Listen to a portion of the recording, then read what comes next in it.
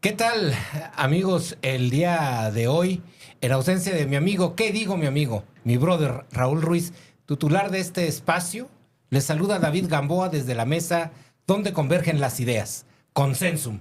En esta ocasión tenemos los temas, este arroz ya se coció, con los datos finales del periodo electoral, la excarcelación de Duarte, con los hechos y los temas que tengamos que platicar al respecto.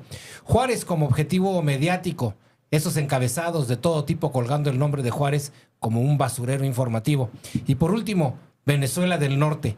La apuesta de la oposición continúa en la desinformación y el denuesto.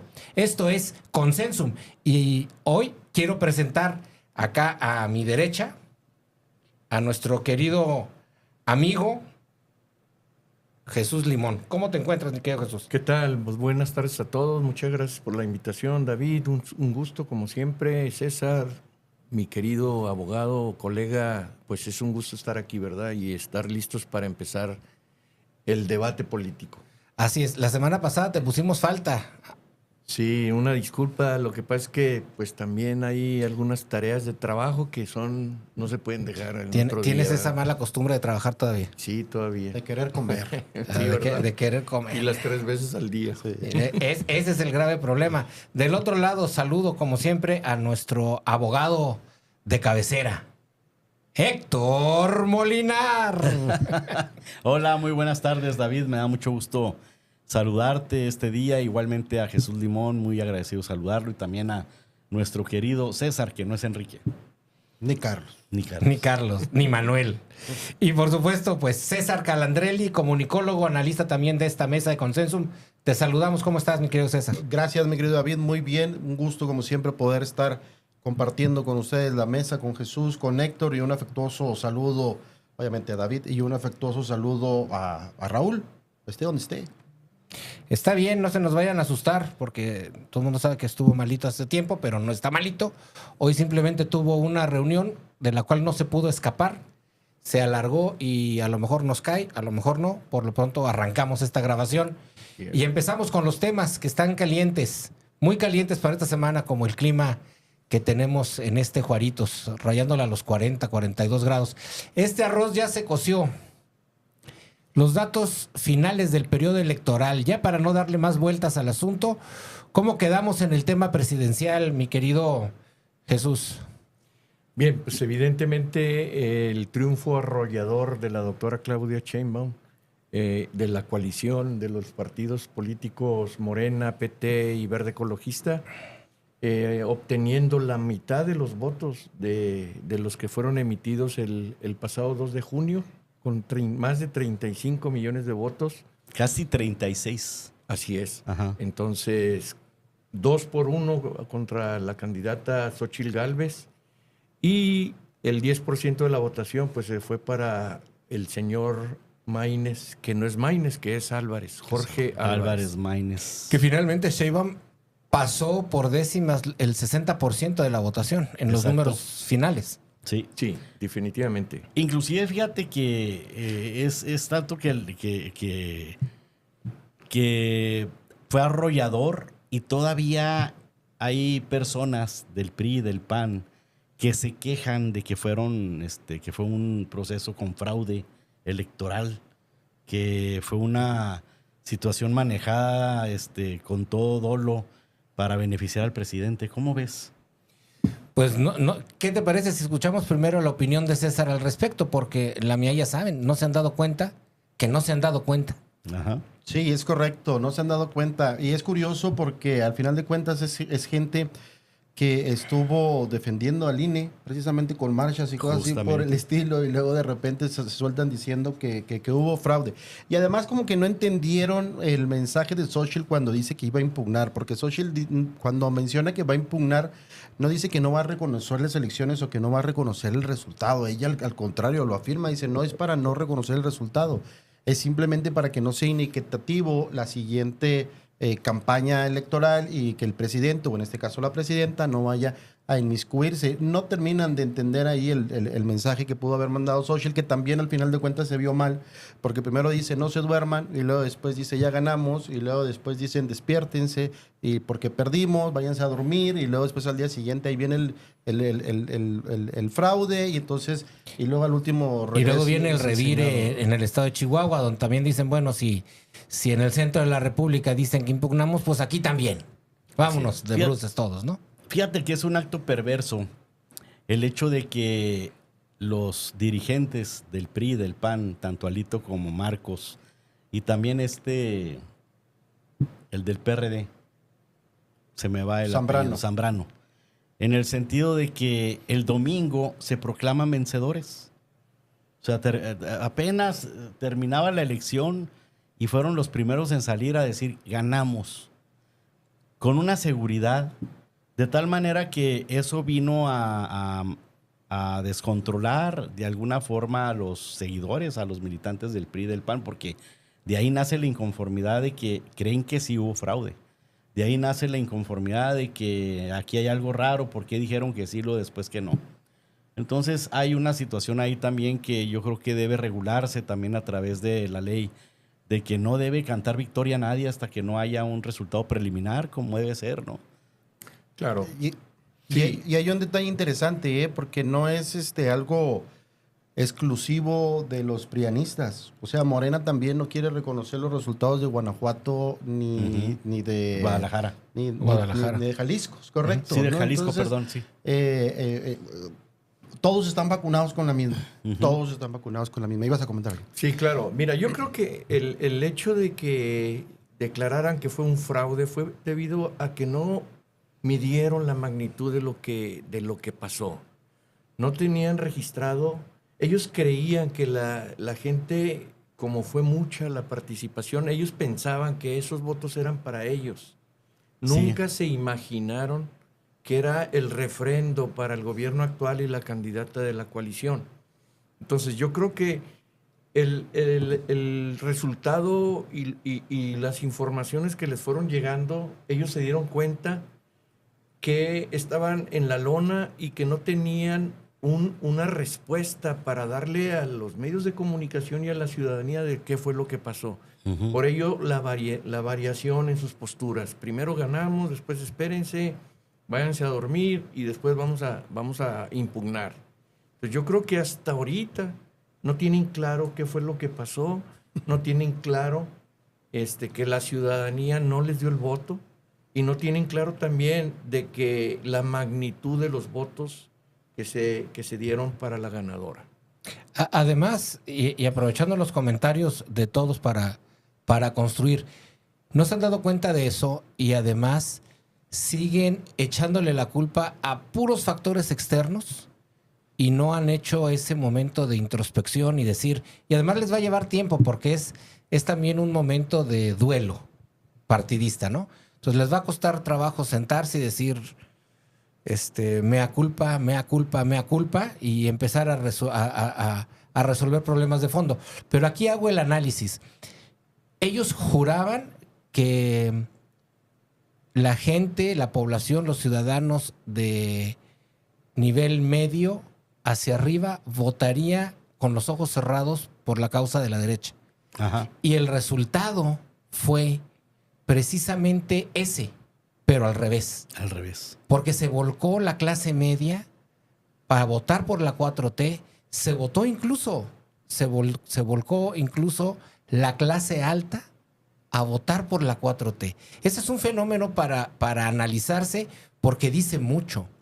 No se trata, como dicen, es que los programas asistenciales hicieron el cochupo y jalaron los votos. No es cierto.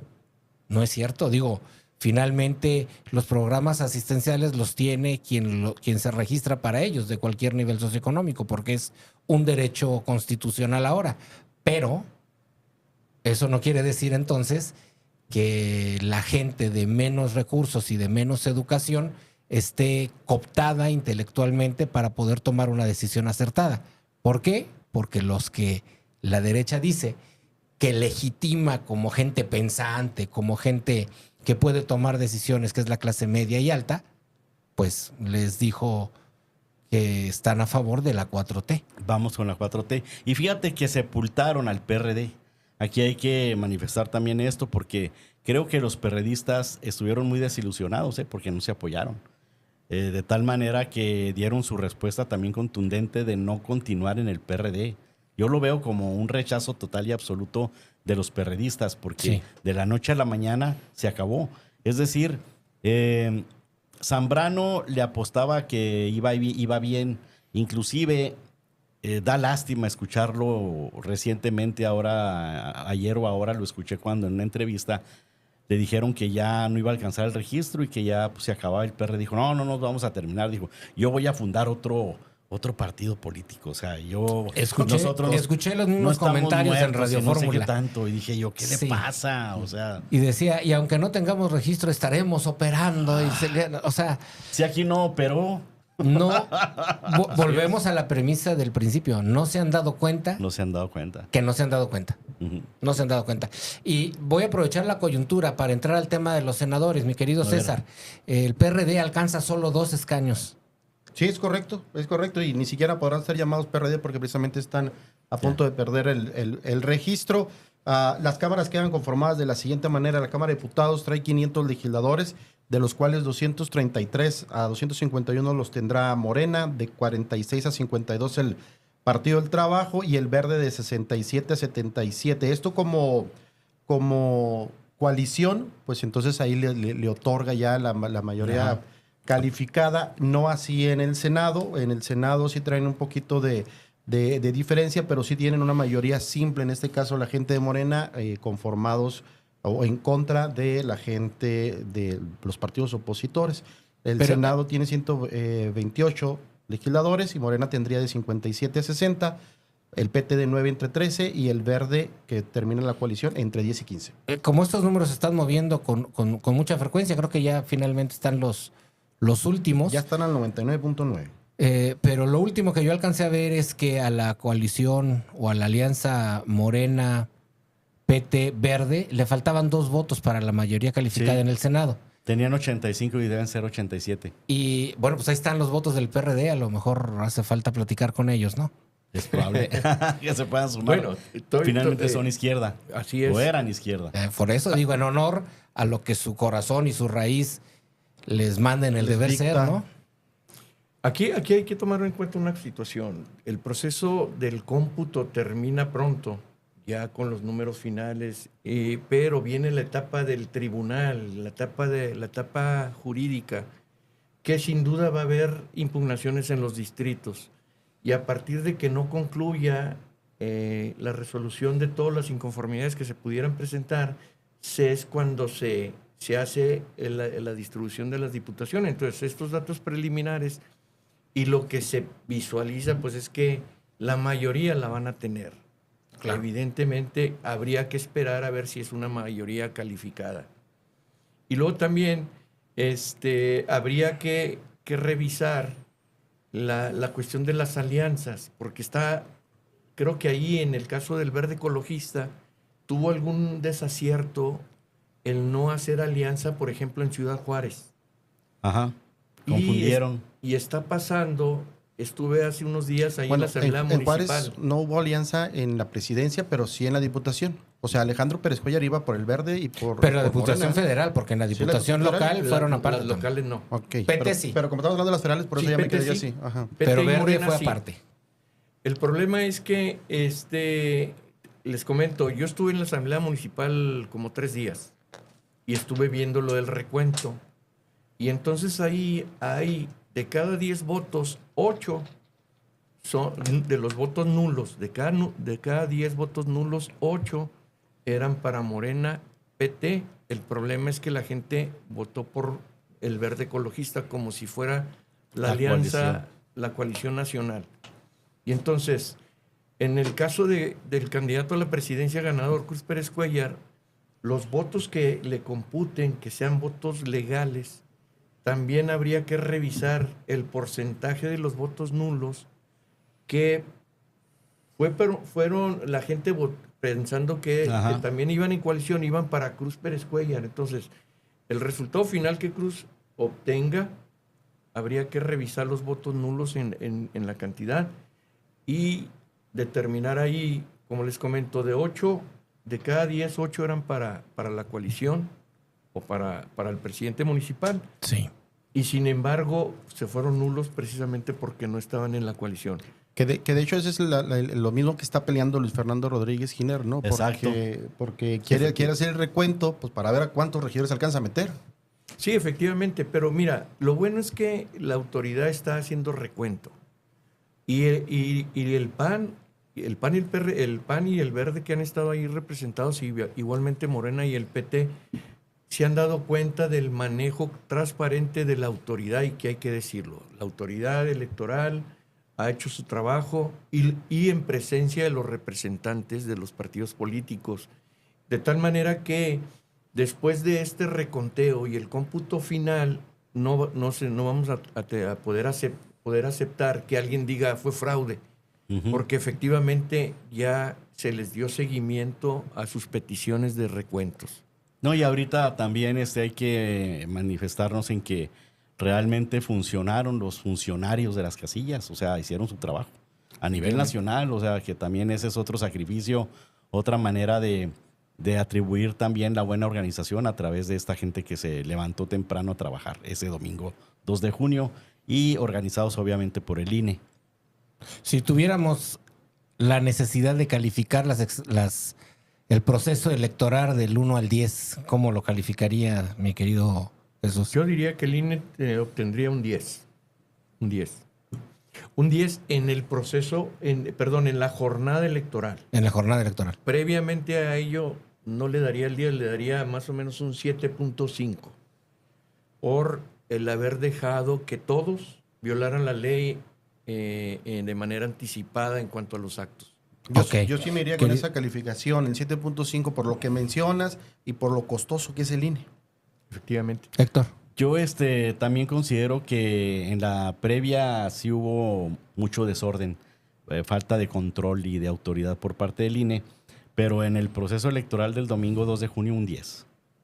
Y la pregunta del millón para acabar con este tema, ¿el INE se toca o no se toca?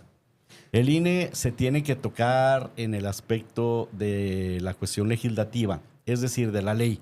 Por lo que manifestaba el presidente, que no deben de estar por encima del presidente de la República en los sueldos, en tanto asesor y tanto consejero.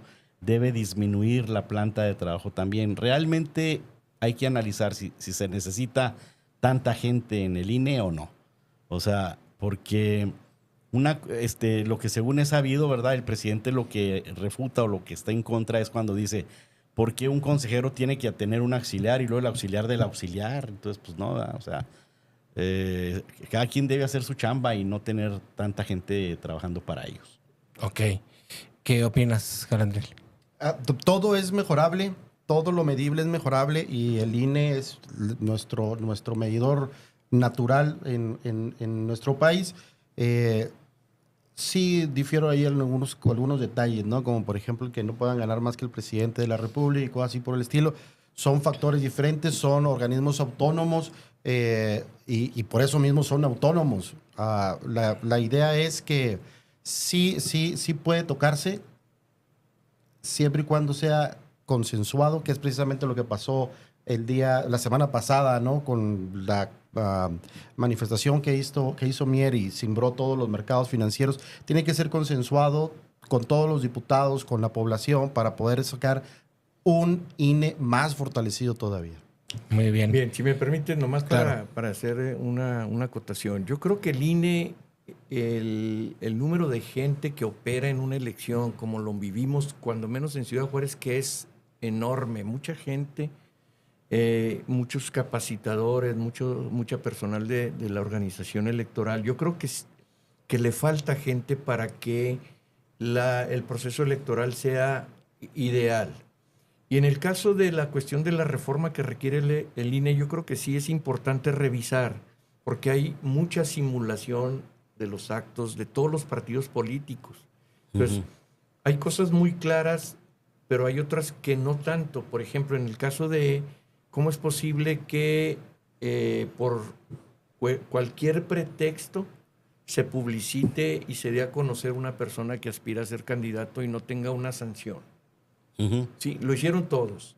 Que pintan bardas espectaculares. Las revistas, etcétera. Y luego aparte, la cuestión de las encuestas. Las encuestadoras tienen que registrar sus métodos y sus encuestas. Yo creo que tendría que estar más regulado la participación de las empresas encuestadoras para que no se genere la incertidumbre y no se utilicen como cuestiones de propaganda, propaganda electoral, como el caso de Massive Caller. Claro. Y otras más. Entonces, yo creo que sí requiere el INE una revisión en su marco jurídico. Yo no creo que el INE tenga que desaparecer y formarse otro.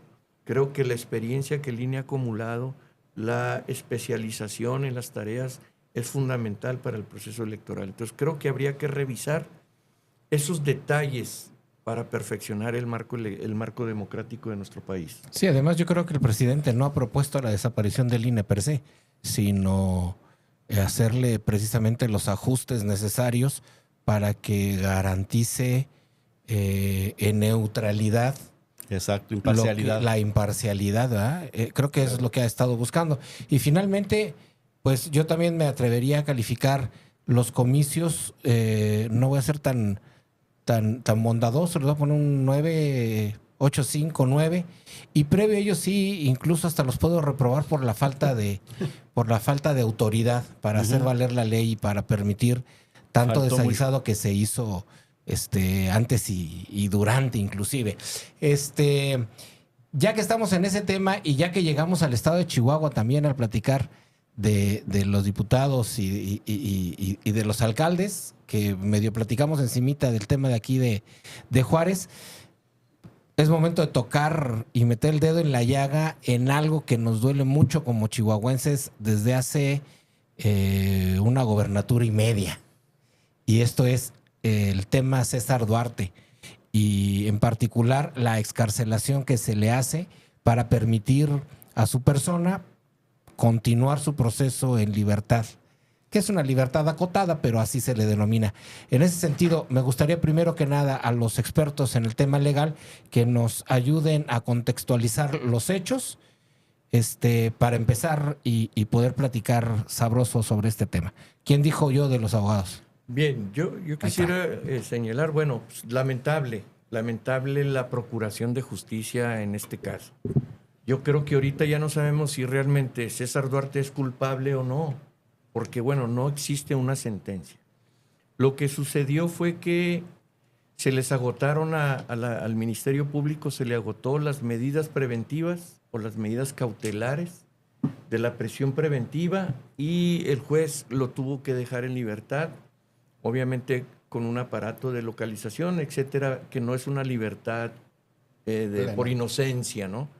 Es una libertad precisamente porque no dieron cumplimiento a la investigación en el plazo que les fijó el juez y por ello el juez determinó que no es necesario mantenerlo encarcelado para llevar el juicio. Por eso autorizó que lleve los juicios que tiene en trámite en libertad. Aquí sería muy importante ver que este problema creo que tuvo más del 85% de cuestión mediática política por el gobernador que lo metió a la cárcel o por el gobernador que le inició los procedimientos. Hay un dato muy importante. El gobernador Javier Corral, cuando toma protesta y a los primeros días dice que César Duarte desvió 46 mil millones de pesos del erario público. Cuando entra la gobernadora actual, María Eugenia Campos Galván, dice que Javier Corral desvió más de 75 mil millones de pesos del erario público. Entonces, lo doble de César Duarte y Javier Corral no le pasó nada, ni le siguieron carpetas de investigación que la detuvieran. Entonces, es una cuestión, para mí en lo personal, es una cuestión meramente electoral. Si realmente César Duarte, no quiere decir que lo estoy defendiendo, si realmente César Duarte le hubieran acreditado un delito, cuando menos ya tuviera una sentencia dictada y ejecutada. Y hasta ahorita, de las 28 o no sé cuántas carpetas de investigación, ninguna tiene una sentencia. Entonces, eso habla del mal manejo de la parte de la Procuración de Justicia, pero el buen manejo de la parte política, porque eso fue un factor para que Javier Corral ganara la gobernatura. Pues fue su bandera. Mira, yo aquí te comento nada más para agregar lo que dice Jesús. Efectivamente, yo veo, por ejemplo, las leyes que tenemos, el Código Nacional de Procedimientos Penales, así como el Código Penal del Estado de Chihuahua y la Constitución Política de los Estados Unidos Mexicanos, dan un cierto límite para las investigaciones, para la Procuración de Justicia, para que se lleven a cabo las audiencias, tanto anticipadas, la inicial, la intermedia, la audiencia de juicio, etcétera. ¿Qué es lo que pasó aquí, como bien dice Jesús? Que efectivamente hay un retraso de la justicia, pero increíble. O sea, todo se contrapone porque no hay coherencia de la actuación del Tribunal Superior de Justicia en comparación con lo que la ley establece. Ante los parámetros que te expongo de que de alguna manera se excedieron en el tiempo para investigar, para llevar a cabo las audiencias conforme a derecho y realmente no lo han hecho como tal, se les vino el tiempo encima y lo tuvieron que dejar en libertad. No tuvieron de otra, no tienen elementos para tenerlo en prisión. Fíjate bien. ¿Fue eso o el tema de salud? No, es que la prisión preventiva se les acabó. O sea, no han terminado ni con el juicio, como bien dice Jesús, no hay una sentencia de ninguna carpeta, pero aparte de eso, ni en los tiempos que establece la ley o el Código Nacional de Procedimientos Penales, se estuvieron difiriendo, se estuvieron pasando otras carpetas para la investigación, para integrar una duraron 1 año o 2, etcétera. Entonces, esos términos que no los contempla la Constitución ni la ley, porque la ley te maneja términos muy rápidos, ¿no? Tienes 30 días para esto, tienes 60 para esto, tienes 90.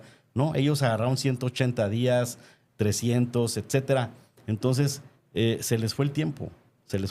Y fíjate bien, se les va a ir el tiempo y no va a haber elementos ni siquiera para que lo sentencien como mucha gente espera, que tenga una prisión, digamos, de muchos años o una ¿cómo le llaman? De toda la vida, una cadena perpetua, lo que no va a ocurrir nunca. Inclusive ya se está hablando de que pues muchos opinan de que hasta le van a resarcir daños y perjuicios de lo que le ocasionaron. El más grande que le ocasionaron fue haber violado su derecho humano de el derecho a la inocencia. Sí, la presunción de inocencia es un derecho humano fundamental. Y desde antes de que lo tuvieran detenido en campaña política ya estaba diciendo que era un ladrón, un corrupto, un ratero, Javier Corral. Ya lo estaba manejando en campaña y así se quedó en la mente de mucha gente. Así es. César. Y bueno, a mí me llama mucho la atención que haya salido después de las elecciones, cómo regresa Enrique Serrano, que es uno de los discípulos más importantes de César Duarte. Allá a Chihuahua. A Chihuahua, ¿verdad? O sea, pero llega para un caso en particular, ¿no? No le unge. Digo, llega específicamente a manejar y llama la atención el caso Aras. Sí. Nada más. Pero ahí está su dulcecito, o sea, a los mismos discípulos de César Duarte. Yo, para terminar con este tema desde mi perspectiva, yo me quedo con las preguntas de quién no hizo el trabajo entonces. La Fiscalía en la época de Javier Corral no dejó preparar las carpetas. La Fiscalía... No lo hizo. La Fiscalía de Maru Campos, que no quiso hacer el trabajo de la Fiscalía de Corral para dar seguimiento a esto y lo dejaron ahí se va y ahí dejamos que pase el tiempo para que ya después pueda salir, porque al final de cuentas, no estoy diciendo que así fue, pero pues a la gobernadora se le ha acusado muchas veces de ser parte de la nómina secreta de César Duarte y entonces lo está protegiendo ahí. O fue un acierto de los abogados de César Duarte haciendo retrasar siempre el proceso, porque al final de cuentas es lo que acusa Javier Corral en sus redes sociales, diciendo que todavía podía haber seguido en la cárcel si se comprobaba que el proceso se ha estado deteniendo por culpa del indiciado. Y entonces que todavía podía quedarse ahí un poquito más de tiempo, pero yo me quedo con esas 3 preguntas, ¿no? ¿Dónde está la bolita? Pero los recursos de impugnación existen para todos. O sea, El hecho de que están ahí en el Código Nacional de Procedimientos Penales los recursos de impugnación no quiere decir que por eso se va a retrasar un juicio en la forma en que se pudiera retrasar dolosamente, o sea, nada más para ganar tiempo, porque también el código establece que no procede cuando se trata de, ¿cómo se llama? De que vaya lenta la justicia, de cómo se llama de retrasar el juicio. Cuando se ve así que viene infundado y de alguna manera nada más para retrasar el juicio, no procede. Entonces aquí lo que más bien pienso yo es que no hicieron su trabajo correctamente. La Fiscalía en el estado de Chihuahua, como en muchas partes del país, es deficiente. Son demasiadas carpetas de investigación. Los ministerios públicos no se dan abasto. Están hasta el gorro. Ningún ministerio público le puede dedicar tanto tiempo y tantas horas a una carpeta de investigación, menos a 28 juntas. Claro. Bueno, también aquí entra un factor. Primero, ¿dejó listas las carpetas de investigación el gobernador Javier Corral? No. No. No. La verdad es que tuvieron que volver a integrarlas. Segundo, si los elementos de prueba surgen de la Secretaría de Finanzas o de la Secretaría de Hacienda del Gobierno del Estado, los órganos de fiscalización, tanto del gobierno federal y estatal, en donde los números no cuadran y no se justifican, ¿qué magnitud requiere tal investigación? Simple y sencillamente la revisión de los libros o las cuentas o los estados de cuenta, la información que le pueden requerir a los bancos, al registro público de la propiedad, etcétera. Entonces, ¿qué tipo de investigación llevan? Bueno, para empezar, deficiente, pero la gran duda que es, entonces, ¿qué fue lo que dejó Javier Corral como carpetas de investigación? Ahí el meollo. Hay declaraciones de quienes estuvieron detenidos de que hubo tortura, de que hubo maltrato, de que hubo una forma, digamos, inquisitoria en la manera en que se apresaron y se trataron a las personas vinculadas en este asunto de César Duarte. Y eso da mucho que decir también, o sea, de alguna manera la tortura está prohibida en México y hay pruebas, al menos ya vi yo un documental. He escuchado las declaraciones de Marcelo González Tachiquín, brutales las declaraciones, pero que hizo en su tiempo en el Face. Cuando él decía, estoy ahorita entre ratones, entre ratas, entre comida de cucarachas, estoy encerrado en un lugar donde apenas quepo, estoy a oscuras, estoy desnudo. O sea, eso lo denunció en el Facebook Marcelo González Tachiquín. Pedía a gritos piedad. ¿Y cómo tenía acceso a una cuenta de Facebook?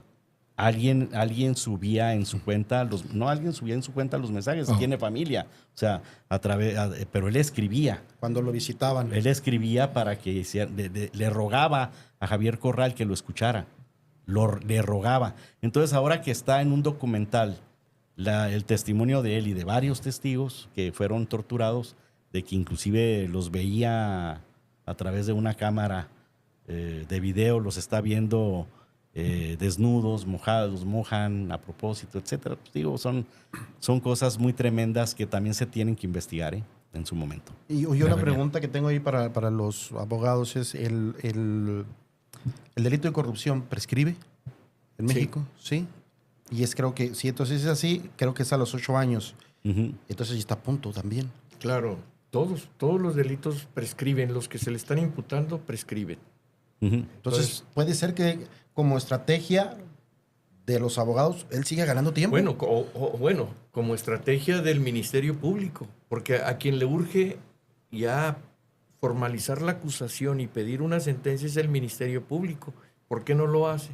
O está confabulado, o no tiene elementos, o para ellos sería mejor que llegara la prescripción en vez de que les dieran una humillación de que declaren la carpeta de investigación que no tiene ningún sustento jurídico para condenar al exgobernador. Pues ahí está ese otro elemento todavía más, ¿no? Claro, tremendo este caso. Interesante. Y yo creo que habría que regresar y revisar cómo va el avance, porque sin duda va a haber mucho más de qué hablar en este tema en particular. No así de las elecciones, que ya tenemos lo que sucedió. El arroz ya se coció, pero en este caso en particular creo que tenemos que sentarnos a revisar más adelante, a ver cómo avanza y ver qué sucede, porque yo también soy de quienes piensan que César Duarte va a salir en libertad, no por la ayuda, sino porque le van a prescribir todos los delitos que se le imputan. Ajá.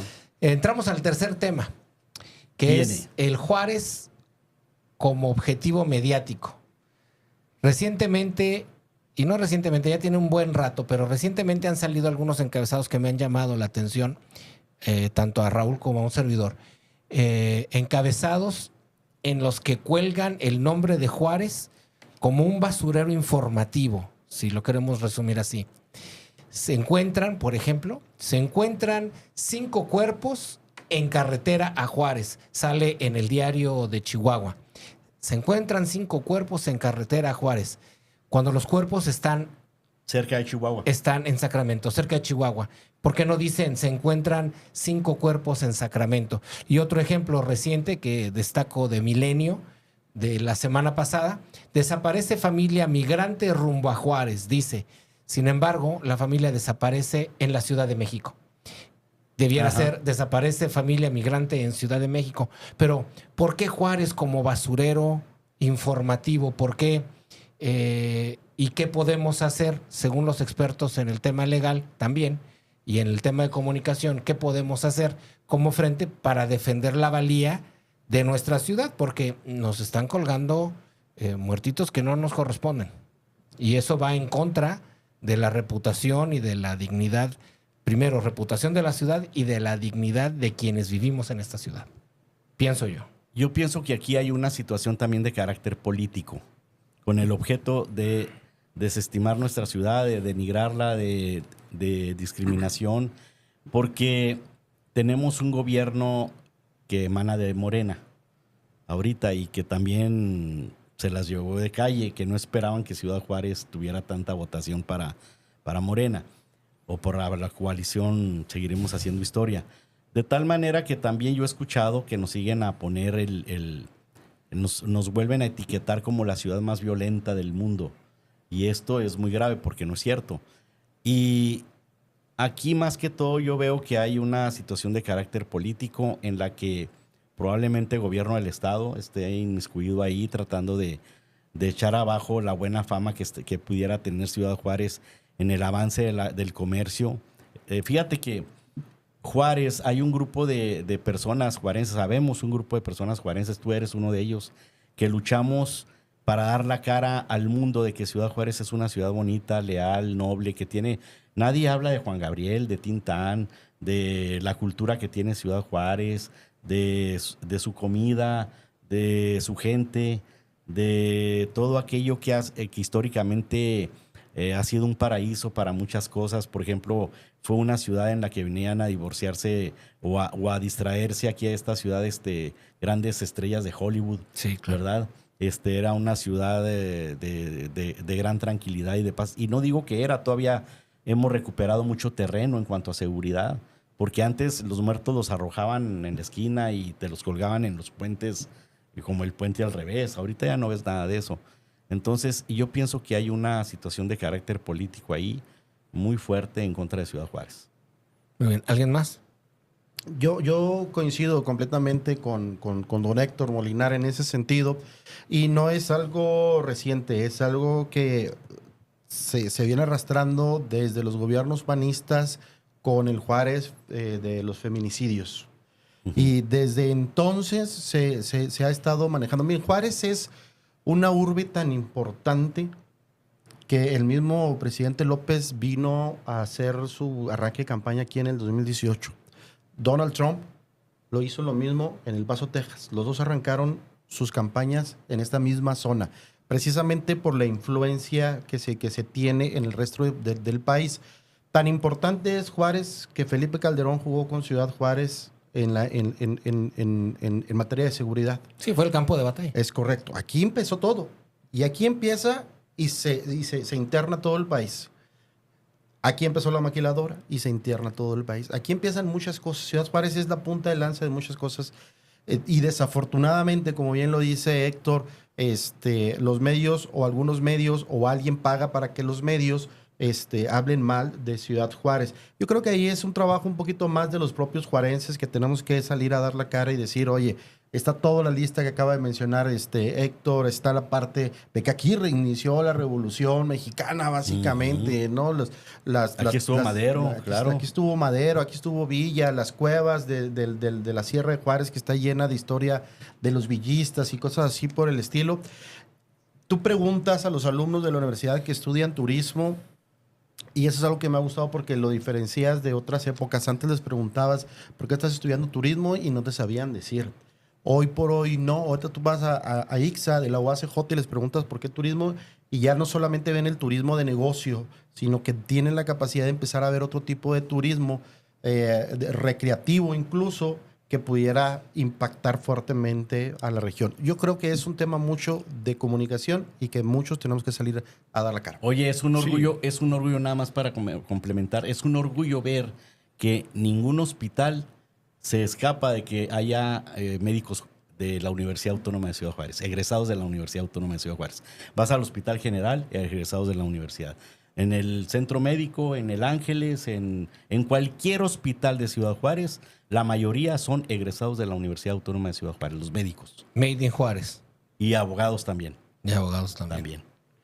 Bueno, yo creo que las virtudes, las cualidades que tiene Ciudad Juárez no tienen ni lugar a duda.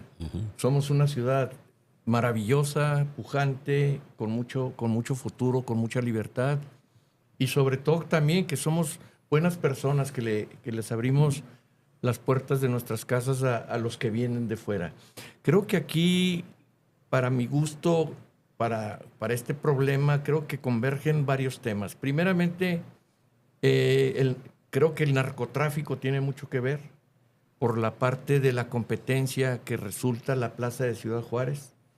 La pugna que se tiene constantemente, eso le ha generado a Ciudad Juárez un desprestigio. Y lo otro es lo político, efectivamente, las notas que acabas de leer, David, en el aspecto de que los cuerpos que encontraron 2-3 metros después de la caseta de Sacramento, alguna distancia, y se le atribuye a Ciudad Juárez. Entonces, la capital está gobernada por el PAN. Y luego, más allá también, la misma competencia comercial, las inversiones que pudieran llegar a Ciudad Juárez, otras ciudades pues las envidian. Otras ciudades quisieran que la gente fuera a invertir en sus ciudades, y no dudo que nos pongan en mal contra los inversionistas para que las inversiones vayan a otras ciudades. Incluyendo también... Buen punto. Detecto los otros gobiernos. Hay ciudades en donde nos superan diariamente con homicidios, con violencia, que ellos sí están en los primeros 10 de la lista de las ciudades más violentas, y sin embargo las notas periodísticas se quedan en su ciudad, no trascienden como las que surgen de Ciudad Juárez, que trascienden a nivel mundial. Entonces creo que son ese tipo de factores que ya es una conducta reiterada de por conveniencia, porque realmente la gente que ha venido a Ciudad Juárez se da cuenta que Ciudad Juárez no es como lo pintan en otras partes del mundo, ¿no? Y son los medios nacionales los que le dan mucho auge a esto, es verdaderamente increíble, y sí da mucho coraje, porque Ciudad Juárez no es como lo pintan en ese sentido. O sea, tiene cosas muy valiosas, pero sí hay dolo ahí, hay dolo. Digo, es a partir, por supuesto que lo replican medios nacionales, pero hubo alguien en Juárez reporteándolo, y normalmente son reporteros de Juárez que mandan las notas de aquel lado, ¿no? No, pero la de Sacramento no ha de haber sido uno de Ciudad Juárez. Pues. Bueno, no fue de Ciudad Juárez, pero fue de un medio local, fue del diario Chihuahua. Los muertos de México. Digo, si te los encuentras en México, ¿por qué uno de aquí va a decir que aquí? Así es, esa última nota fue de Milenio. Que veas, pues, por ejemplo. Te digo.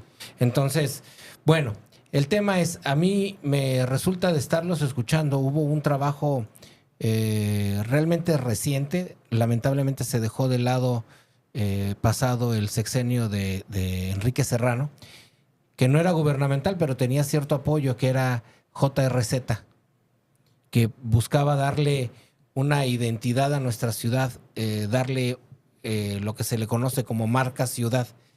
¿No será tiempo de retomarlo y de empezar a buscar causas comunes entre todos los sectores, unificarnos? Precisamente como decía Calendrell hace un momento, en vías de buscar el turismo por las diferentes giros médicos, por turismo de placer, por turismo de negocio, por no sé. Se llamaba inclusive Histórica Ciudad Juárez.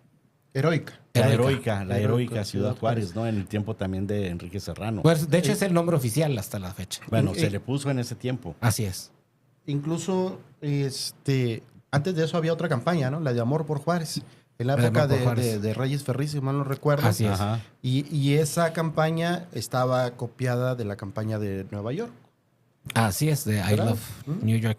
De hecho, aquí la intención es crear un modelo como El Paso, como el Don't Mess with Texas, Don't Mess with Texas, ¿no? que logren o Welcome Las Vegas, que pongan la marca de la ciudad en un posicionamiento positivo y que nos coloque de una forma positiva en diferentes sectores, porque sin duda a mí me parece que la ciudad hoy está gozando de un momento de bonanza. Digo, nada más párate en cualquier restaurante en cualquier momento del día. Y fíjate de la que semana. inclusive ya hay una nueva pieza musical de Ciudad Juárez, así como Juan Gabriel compuso esa de Ciudad Juárez es la más hermosa, la número uno, y hay otra que también es la número 1, compuesta por los hermanos Carmona, y que se le está dando auge en YouTube, y sale Ciudad Juárez precioso, y es una letra maravillosa, y ahí está, y se está haciendo también en continuidad de lo que a mí me entrevistaron inclusive por las cuestiones de las películas, porque en Juárez también filmamos cine, hicimos cine, y en Ciudad Juárez ha habido artistas destacados también que siguen trabajando en teatro, hay cuestiones de cultura importantes, tenemos escritores, escritoras, en fin, mucho de dónde rasgar y que se pueden hacer comparaciones y se pueden hacer evaluaciones muy positivas de Ciudad Juárez. Así es. ¿Alguien más? Uno de ellos, Jim Morrison, el cantante del grupo Doors. Venía a Ciudad Juárez, venía y la pasaba en las colonias de Ciudad Juárez. Entonces, muchas personalidades han venido a nuestra ciudad. Marilyn Monroe. Tenemos últimamente a Joaquín Cosío a nivel internacional, claro. Un actorazo que salió hasta de en primera. de James Bond. O sea, tenemos, como decías ahorita tú. Denzel Washington filmó aquí. También. Sí, no. Somos una gran ciudad, sin duda alguna. Bueno, pues habremos de colocarnos en ese nivel, y quien quiera levantar la mano, yo creo que es el momento de retomar eso. De retomar y hacer un siguiente esfuerzo por esta marca ciudad, que me parece que es muy importante. Y ya en el último empujoncito de este episodio, de esta plática, de esta charla, Venezuela del Norte.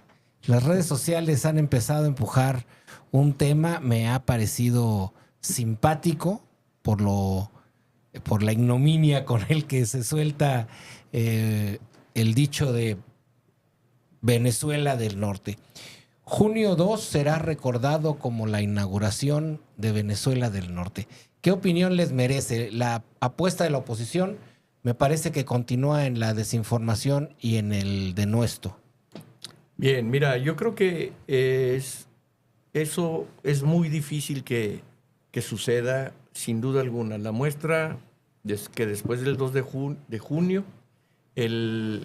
la moneda del peso mexicano se depreció, la amenaza de la fuga de los capitales, y la reacción que tuvo tanto el gobierno federal, el presidente de la República, la candidata, tan es así que ratificaron a quien es hoy el secretario de Hacienda. Y empezaron las declaraciones de que no iba por ahí.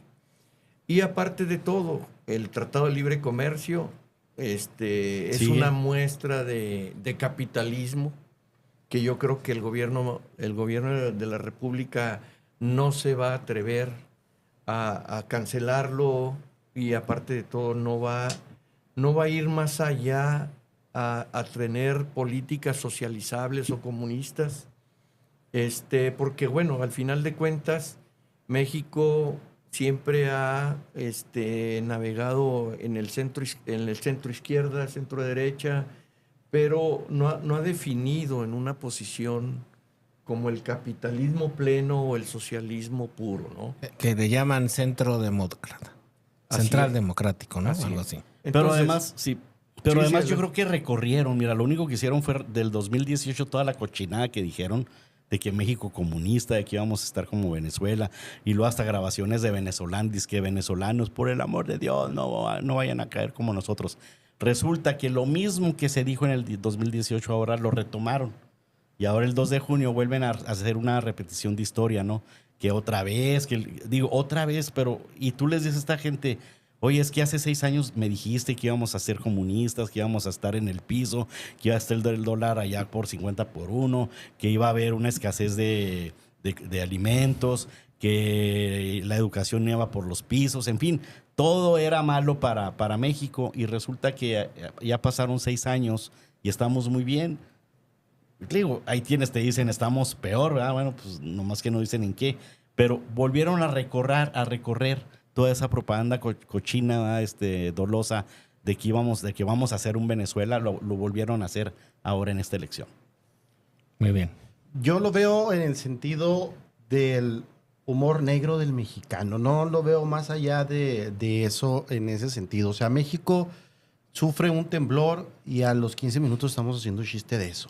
Y yo creo que la parte de Venezuela del norte es parte de ese humor negro mexicano.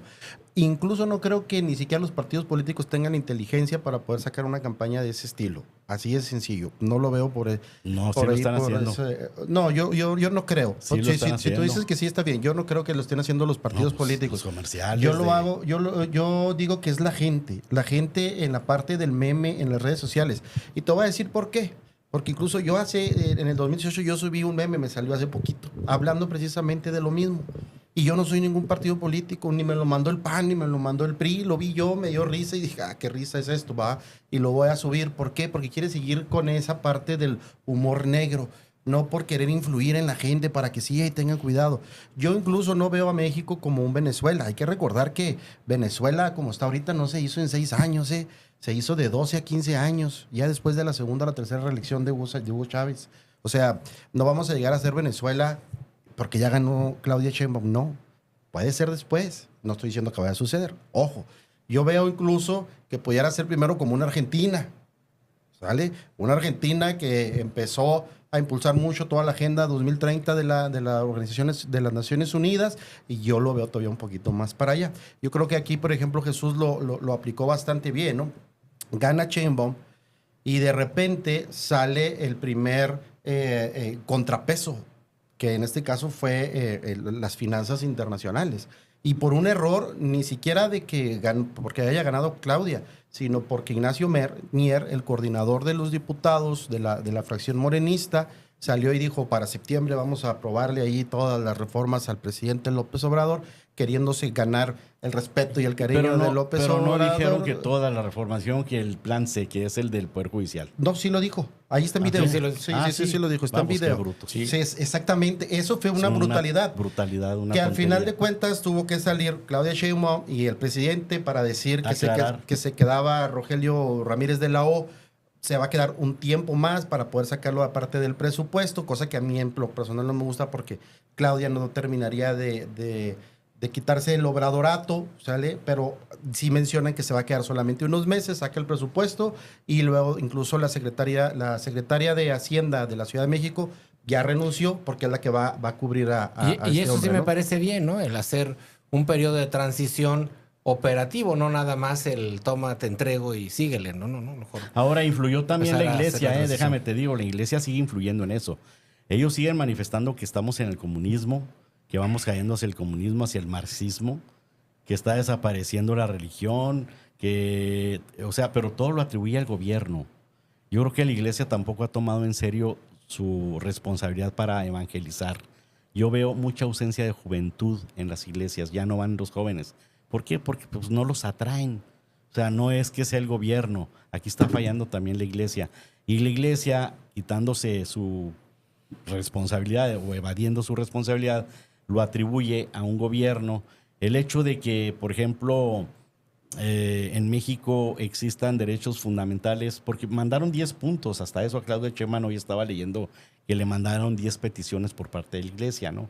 Una de ellas es que por favor no dejaran de velar por los pobres. Digo, si el propio eslogan de Andrés Manuel López Obrador, no, sí, por el bien de México o por el bien de todos, primero los pobres, y la iglesia como si fuera de derechos de autor, ¿no? Entonces, hay puntos, por ejemplo, también sobre la vida, ¿verdad?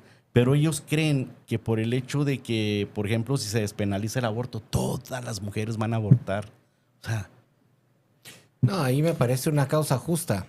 no, El pero tema me de refiero a que porque se ha malentendido el necesitamos- pero hay que educar, pero me refiero a que si tú educas a tu familia de cierta manera, con principios, valores, religión, etcétera, etcétera, no tienes por qué tener miedo a eso. Sí, por eso, pero a lo que me refiero es que no se está Ya ese comprendiendo. tema no le han entrado. No, es que hay muchos temas muy parecidos que se están tergiversando. Por ejemplo, el hecho de despenalizar el aborto no es decir darle rienda suelta a que todo el mundo aborte. Es no tratar como delincuente a la mujer que lo hace. Es correcto. Simplemente. Ujú. Nada más. Que no se le aprecie. Que no se, exactamente, primero que nada. Y segundo, por ejemplo, está el tema en la educación, un tema en el que viene en los nuevos libros de texto el famoso juegos de rol. Y todo mundo asume que se trata de roles de como adultos, ¿no? De roles sexuales. No se trata de eso. Se trata de quitar los estigmas que tienen los colores y las actividades que a las que largo estamos tiempo acostumbrados. a los que estamos acostumbrados. Por ejemplo, lavar El azul, trastes, por el ejemplo, azul es hombres. y el rosa es mujer. No. O que lavar trastes es de niñas y no lo puede hacer un niño, pero hacer mecánica es de niño, pero no de niña. Y se trata de quitar esa carga de género, de rol de género a las actividades, porque en realidad todos podemos hacer todo.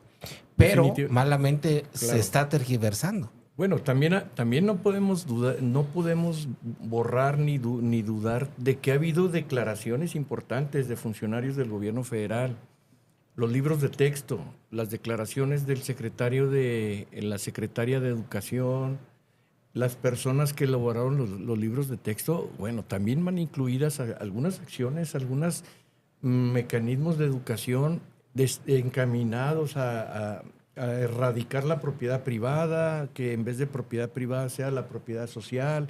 O sea, de que ha habido de que decidas también tu declaraciones sexo. y posturas. De que decidas tu sexo siendo un niño también. Claro, o sea, hay cosas que de alguna manera la gente que no es tonta, que ve, que analiza, se da cuenta que hay indicios en algunas cosas que similares al socialismo, al comunismo. Entonces yo creo que tendríamos que, más bien, creo que el gobierno federal, el que está por llegar, el que está por iniciar, con Claudia Sheinbaum a la cabeza, debe de establecer con claridad qué tipo de gobierno va a ser. ¿Sí? Porque a mí me llama la atención en el caso de, por ejemplo, en el presidente López Obrador jamás hizo una postura en relación al aborto. Nunca. En relación a la igualdad de género, etcétera. Tampoco. Entonces, creo que el gobierno debe ser único en sus posturas y sus principios para que no genere confusiones y dudas, y sobre todo que la parte económica tenga plenamente su desarrollo, ¿no? Es que el problema, Jesús, yo lo veo en la Suprema Corte de Justicia de la Nación, porque son los que establecieron los derechos fundamentales, son los que le han dado la interpretación a cada derecho. De tal manera que en los libros de texto se está poniendo lo que ellos dijeron ya. O sea, ellos ya dijeron que por jurisprudencia está ya, que cada quien puede ser lo que quiera. O sea, pero es lo que, la identidad de género. Decía, lo que dijo ahorita si César, quieres tú ser un perro, eres perro y punto. Y te puedes llamar Bobby claro. el perrito. ¿Ah? Y la objeción de conciencia también dijeron que no era factible que los doctores se negaran, por ejemplo, a llevar un aborto y tienen derecho de no hacerlo si no quieren. Entonces sí hay muchas cosas que discutir, y precisamente yo, más que hacia el sector educativo, me iría hacia las cuestiones de la Suprema Corte de Justicia de la Nación, y es a quien yo le atribuyo la mayor responsabilidad del libertinaje y el desorden que hay en México. Sí, lo que pasa es que la Agenda 2030, la que están siguiendo la mayoría de los gobiernos y los poderes de este país y de otros, ¿no? Y de América Latina, por eso está ganando en muchos lados. Y digo, no sé si se dieron cuenta, el día de ayer en Francia y en España, la derecha, la ultraderecha les está aporreando fuertemente a los gobiernos de izquierda, ¿no? Y aquí ya lo hemos estado viviendo en Argentina, con Bukele en El Salvador. Nosotros apenas estamos yendo al camino de la izquierda, que ni siquiera me atrevería a llamarle que votan por la izquierda, por la derecha. Xochitl era izquierda social, o sea, Xochitl ni siquiera era derecha, o sea, no se podía votar por la derecha en estas últimas Que no elecciones. tenemos derecha ni izquierda al 100, como dijo Limón. No tenemos. Estamos en el centro. Y entonces, para terminar de cerrar mi idea, yo creo que ahorita ustedes dos acaban de dar varios puntos en donde se dan cuenta que podemos estar en un camino. Y no quiere decir que esté sucediendo, simplemente que nosotros como ciudadanos debemos de aplicarnos para que no suceda. ¿Por qué? Porque sí se está llegando a la parte de la idealización de los niños, ya de repente el ella, y decirte, oye, ya no vas a ser el David, ahora va a ser ella David, y no porque David, sino nada más para ejemplificar, y nos estamos envolviendo ahí en una bolita.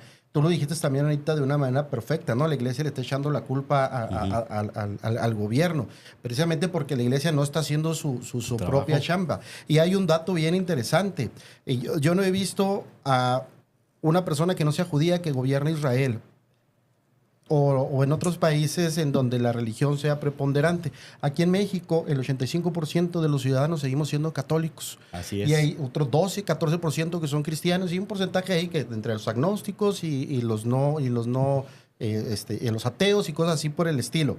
Y escogieron como presidenta o escogimos como presidenta a una atea, que van a decir a lo mejor, no tiene nada que ver el Estado con la religión y cosas así por el estilo. El Estado no, pero su pensamiento sí. ¿Es atea? Es judía. Por eso quiere. Es atea. Atea es judía y es atea. No creer en Dios. Es judía y es atea. Por Dicho eso. por ella misma. Pero judío no es una raza, es una religión. Judío Entonces, es una religión. entonces, Sí. ¿Entonces es judía o No, es atea? no, el judaísmo es una raza también. No, el judaísmo No, es no. una religión. No. Los judíos son una raza y el judaísmo es una religión. Necesitamos revisar eso porque Sí. Sí, me yo parece también pienso lo mismo, que no es el la- ateísmo el que sí. tiene esta Sheinbaum, que ella cree en Dios, pero no será cristiana. Es correcto. Ponle, es más, te lo pongo de esa manera. ¿Sale? Te lo compro de esa manera. Pero sí, y quedamos ahí pendientes para Para el la siguiente próxima lo consenso. tenemos. Estaría bien. Esa respuesta. Y entonces ahí, ¿cómo contraviene en la moral o en la conciencia del católico estar poniendo a alguien que a lo mejor sí sea pro aborto, y que en teoría el católico dice, no puedo ser pro aborto, yo tengo que ser pro vida? Esa es como la ideología del católico, ¿va? Entonces es algo también socialmente digno de revisar. Pero además nuestra constitución es pro vida. Además nuestros valores somos pro vida todos. O sea, ¿quién va a querer el elemento de la muerte como algo elemental o de primer satisfactor? Simple y sencillamente aquí estamos cayendo en cuestiones de interpretación, como bien lo dijo David, en el sentido de que, fíjate, porque curiosamente en el aspecto del aborto, ¿por qué meter nada más en la cárcel a la mujer y al hombre no, al que la embarazó? O sea, hay muchos factores que hay que analizar. Lo que sí es cierto es que despenalizar el hecho de que a la mujer no la tomen en cuenta como una delincuente, eso es bueno.